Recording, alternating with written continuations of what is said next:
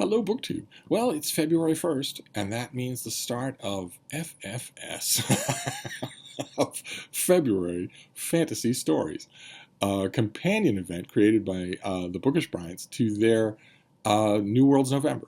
New Worlds November explored science fiction through the month of November through the lens of shorter works, short stories, novellas, anything under 250 pages.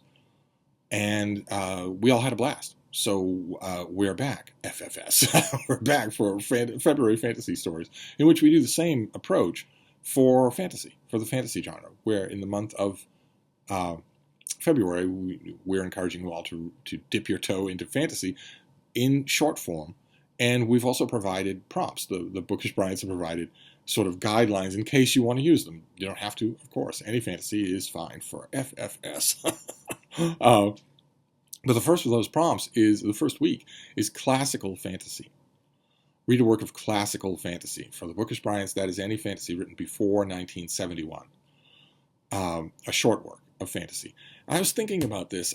There's a rather lively Voxer group, of course, and one of the things that the Voxer group has to contend with is how freakish I am. I like to talk to you every day, many times.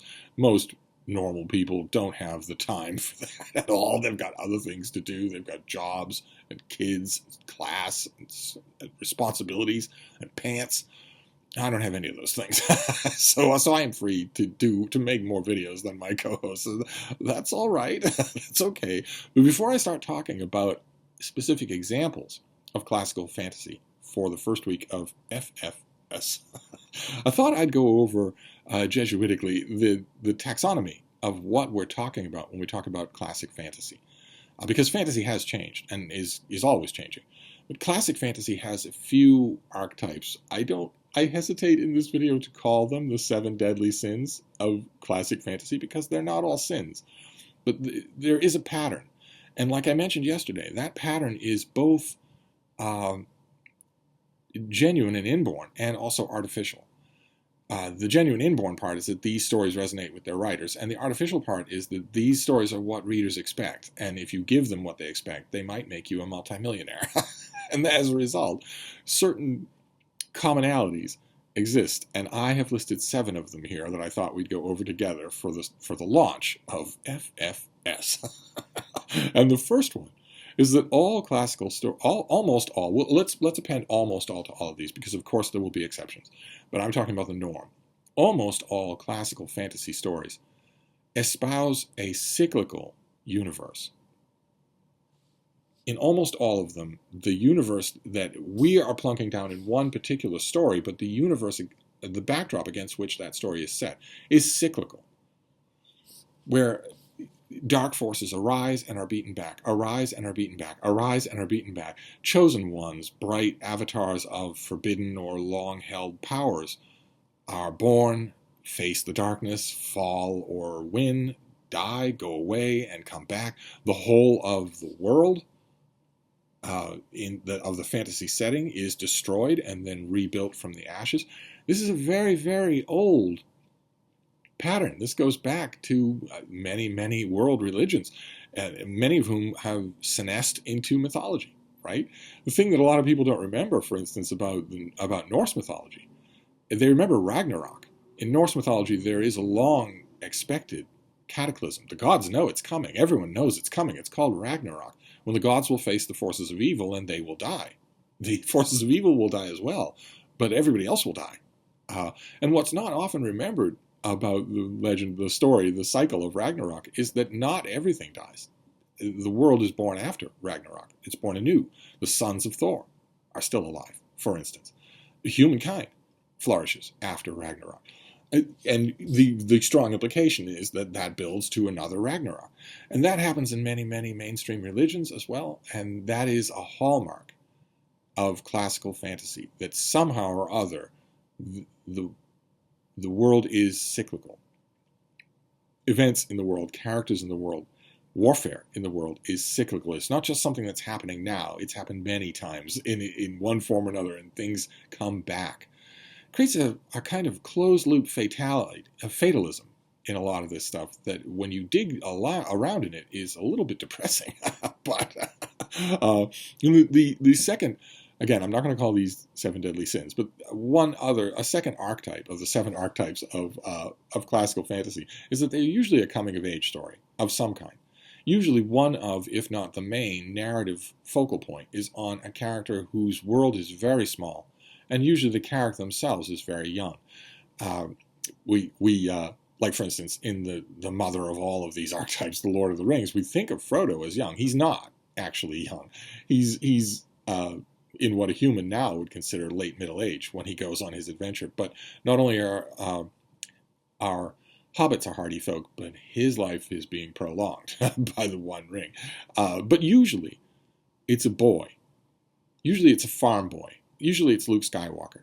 Usually, it's a rustic of some kind who might have, inner tremblings of some greater destiny or some inborn power, but who knows nothing of the world. It's almost always stressed in these novels that this character has never ventured more than 10 miles from where they live. It's almost always mentioned that the character believes in myths at the beginning of the book that the character is then going on to meet in reality. They're going to meet their mythologies that are actually alive, that are actually real people, real races and whatnot. I'm not saying that this is a sin. It gets a little tiresome. I will admit it gets a little tiresome, but nevertheless, I think it's a vestige of the fact that a lot of these writers are aware that on one level they are writing books for young people. And even that you might be able to trace back to the daddy of all of this stuff, because The Lord of the Rings was preceded by The Hobbit, which is a book for children, and very much written for children. And I would argue that The Lord of the Rings, that the first part of the Fellowship of the Ring is very much written in the same diction as The Hobbit itself. The first part of The Lord of the Rings reads very much like a book written for children. It gets less and less so, and then at the Council of Elrond, it's gone completely. But I think it starts that way. I think it starts in that register. But anyway, the second archetype is that it's usually a coming-of-age story. Then the third one, don't push back on me here. I'm just calling them like I see them. That's all. Classical fantasy stories tend to be intensely monarchical. There's always a dispossessed king, a wandering prince who has yet to come into his kingdom, a king who has yet to come into his kingdom, and always, almost always, in these stories, that character coming into a kingdom where he is an absolute monarch is viewed as a great thing, something we should all work towards, something we're going to be glad has happened.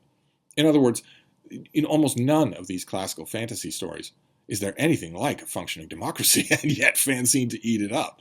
I don't think they're really aware of what they're doing. I think they just swallow that wholesale. But nevertheless, there's no way to avoid it. There are exiled princes. There are downfallen kings who want their kingdoms back. The geopolitical structures are set up almost exclusively as absolute monarchs, as monarchies. It's almost never that you hear about a united federation or anything like that until much later. I'm not calling these sins, but it is a strong commonality. I think it bears a lot more commentary than is usually given. That all we're ever talking about here are kings, queens, princes, and princesses. Maybe, again, a holdover from childhood, right? Since so many childhood fairy tales are about princes and princesses. There are so many of them are about a king and a castle. It could very well be. Then where are we up to here? The fourth, not sin of classical fantasy, but archetype of classical fantasy is going to rub you the wrong way, and I want to make sure that we understand each other. These books are almost exclusively entirely white. The characters are almost entirely white. Now, I want to stress here something that I don't think is going to be a problem for you people, except it's only the outside world where it's the horrible 21st century where it'd be a problem. But that outside world doesn't know my channel exists. They canceled me 5 years ago, and they've never looked back, which is great. That's exactly the way I want it. But for us, I want to talk about this a little, because I want to stress that the fact that these books are almost exclusively white does not make them racist. That does not make them racist. Writers get to write about whatever they want. Maybe not in the 21st century, but they should get to write about whatever they want. If a white writer wants to write a fantasy story in which all of the main characters are white, that author should be free to do that, and you should be judging that story on the quality of the storytelling, not on that decision. Any more than if an author decides that he wants to set his story entirely in Scranton, Pennsylvania. You don't come down on him like a ton of sanctimonious bricks saying, well, what, no La Jolla? It's the author's decision. It is not necessarily racist. But whether it's racist or not, I myself don't know of any examples in classical fantasy that actually are racist, even though I know of unending examples that are all white. I don't know of any where racism is the reason.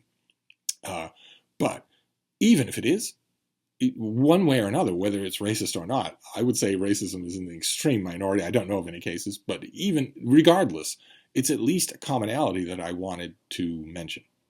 That these things in the classical era, the bookish Bryants are putting that 1971, anything earlier than 1971. I suppose I might agree with that. The 70s started to change things a bit, but whether you agree with the chronology or not, certainly the beginning years of epic classical fantasy, almost exclusively white. The point that I wanted to stress about that one is that that is not necessarily racist. But the next archetype of classical fantasy is that it's intensely racist. again, since I'm talking with you instead of with the Twitter happy world that's just ready to assemble an outrage mob, let me explain what I mean. I do not necessarily mean anything invidious. I do not necessarily mean anything bigoted. When I say that classical fantasy is intensely racist, what I mean is that it's all about races. You know this yourself. These fantasy novels are set up into independent races. They're always called that.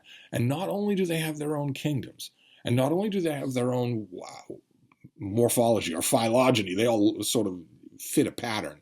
There's no such thing as a giant dwarf, for instance. Not only that, but the thing that, because that is true, right, of, I guess we could say animal species, that tends to be true, right? You won't find a 15-foot tall human. It's not just that, though. The thing that makes it racist, and again, I'm using racist non-pejoratively, which might be a bit of a stretch for a Tuesday morning, but nevertheless, it can be used non-pejoratively. I'm using it non-pejoratively. There is no judgment involved here. There is no bigotry involved here. But the thing that makes it racist, before you get the bigotry and the judgment, which follows like night follows day in the 21st century and in centuries past, it's the way humans do racism. But the thing that makes it racist is that these characters aren't just morphologically different or morphologically identical to each other. They also tend to be temperamentally identical to each other, and that's where the evil part of racism comes in. When you say they're all alike, that's bad. I mean, it's bad enough when you say they all look alike. But when you say they're all alike personally, every one of them is the same personally, that's when you start to get the normal, the stereotypical bigoted reading of the word racism. I'm saying that it's both. Most classical fantasies are both. They are both non-charged racist in that there are many, many races, and the races are monolithic beings. So it's I don't know what other word you could use for that, right? When you open a classic fantasy novel, one of the very first things the author is going to start to enumerate for you are the different races in the world. That's true in science fiction as well. It's both that, and it also tends to verge into the negative, the bigoted side of the word racist, in saying that there's no such thing as a fat elf, but also that all elves are noble, right? That all Ferengi love money, that all dwarves are sullen, that sort of thing. That in Lord of the Rings, for instance, that all men crave power.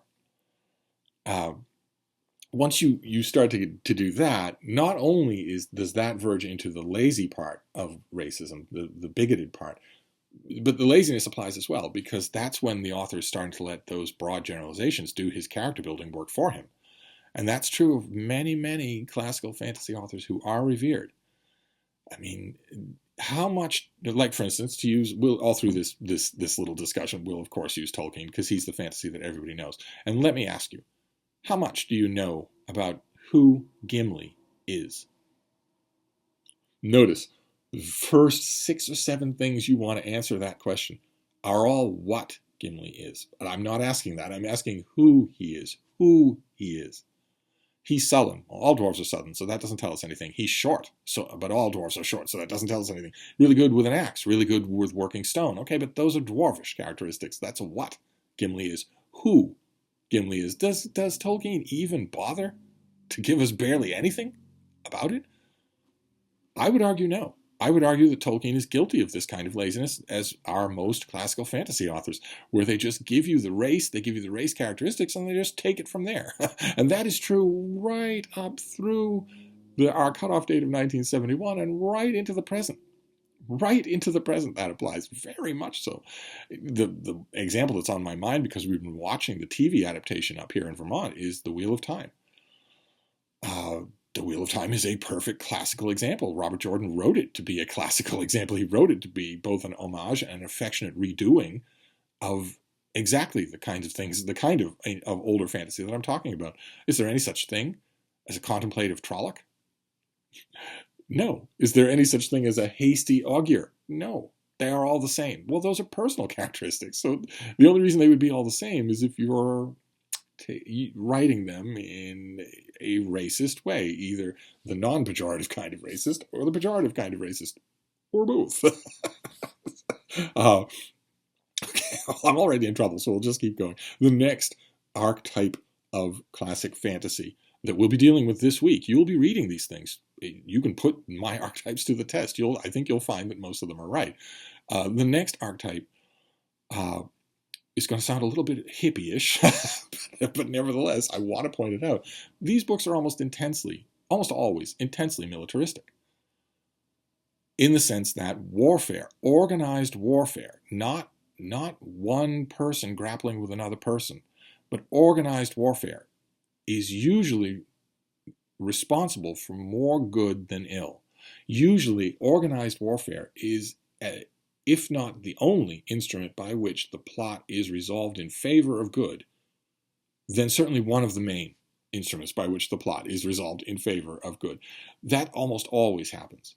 These classical fantasy is inextricably linked with the movement of armies. Now, I'm not judging one way or another. I'm just saying that's there, and it's, I think, very, very interesting that that's there. Keep in mind, again, we'll use Lord of the Rings because you all know at least the story, even if you haven't read the book. In Lord of the Rings, Sauron is an immortal, ageless being who has been present since the dawn of creation. And he has invested the One Ring with a huge amount of his power that is now separate from him. He has less power because the ring has a huge amount of his power. He wants that ring back so that he can dominate the wills of every living thing on Middle-earth and make it his own. But he also wants something else. He wants to march an army. He wants to march an army west and militarily conquer Middle-earth. The war that we see in Lord of the Rings is just one theater of that war. You have to read the appendices of Lord of the Rings to realize that a whole bunch of other parts of the West were also assailed in those same days by the forces of Sauron, who makes it clear at one point in The Return of the King what he wants. He wants military conquest. He wants territory. As well as the ring back, he wants territory. So even in Lord of the Rings, the movement of armies is incredibly important, and it just keeps being that way. The military, organized large armed forces, are a huge part of these books, for good or ill. And then the final, thank God, right? I know you're all happy this is over. The final archetype of classical fantasy we're reading this month for FFS, and the final archetype is that these books tend to be almost, I know there will be exceptions, are almost always intensely pre-lapserian. There's a deep yearning at the heart of all of these books for a perfect time, a perfect era, a Garden of Eden before the lapse, before the fall, that the whole world is yearning for, or that the Dark One or the Dark Ones are yearning to eradicate. That is connected to the first thing that we mentioned, the cyclical nature. But back of that cyclical nature, there's always an Eden. There's always a time here that people wish they could go back to, which I would argue, of all the archetypes that I've mentioned today, is the most fundamentally unhealthy one. about classical fantasy. Pre-lapserian yearnings are always unhealthy, whether it's on an individual personal level or on a literary level. They are always unhealthy. Not only are they unbelievably self-indulgent and lazy, but they're also fraudulent. Right? That Eden didn't exist. No Eden. None of these Edens have ever existed. So not only is it indulgent and lazy, but it's also a lie. And it's no less of a lie in fantasy novels. The classical fantasy series that I tend to like are the ones that admit that. That admit that although the characters are yearning for a previous time, some untroubled previous time, the characters themselves are aware that it wasn't perfect. They're just yearning because it's the nature of getting older, I guess, it would be the case. Like, for instance, again, with Lord of the Rings, Galadriel uses her ring of power, her great ring, to stall the passage of time at Lothlorien, which is, when you think about it, intensely pre-lapserian. To not want time to go forward is intensely pre-lapserian. And she does that even though she's one of the oldest living beings on Middle-earth. She lived through the supposedly Edenic days. She knows how horrible they were. She was there. She knows how horrible they were. She knows it's an illusion that she's chasing, and she also knows that that preservation of that illusion is doomed. So once again, Tolkien manages to redeem a lot of these archetypes of the genre by just being brilliant. But a lot of them don't do that. a lot of classic fantasy authors don't bother with the brilliant part. they leave it out, either because it's too much work or because it is beyond their ability. And so you will get characters who are yearning for, whether it's a time period, far in the distant past when everyone was in unison, when all the races were in unison, or were in more troublingly, there were no different races, or an area.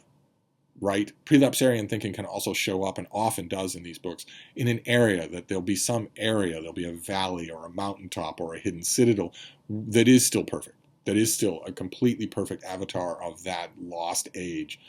It's a recurring theme in these books. I would love to think more about why that is. I'd love to think about why all of these things are. I think some of them derive from childhood. From the fact that I believe the genre of fantasy, just in general, arose from children's fantasy stories and just got more complex and more explicitly for adults as it went along. The only thing that I wonder about is whether or not maybe all 7 of these archetypes all come from childhood, because childhood, most people think of it, again, indulgently and lazily, as, boy, I wish I could go back. I wish life was simple as it was when I was a child, until you think about it for 2 seconds, or you spend time around children. It's not an Eden at all. It's not an Eden at all. So it's only lazy that you would do that. But I don't know. Maybe they all come from childhood. Maybe all of these archetypes do. One way or another, I thought I would put them out there for discussion, not for disagreement, because, of course, I'm a sexy influencer.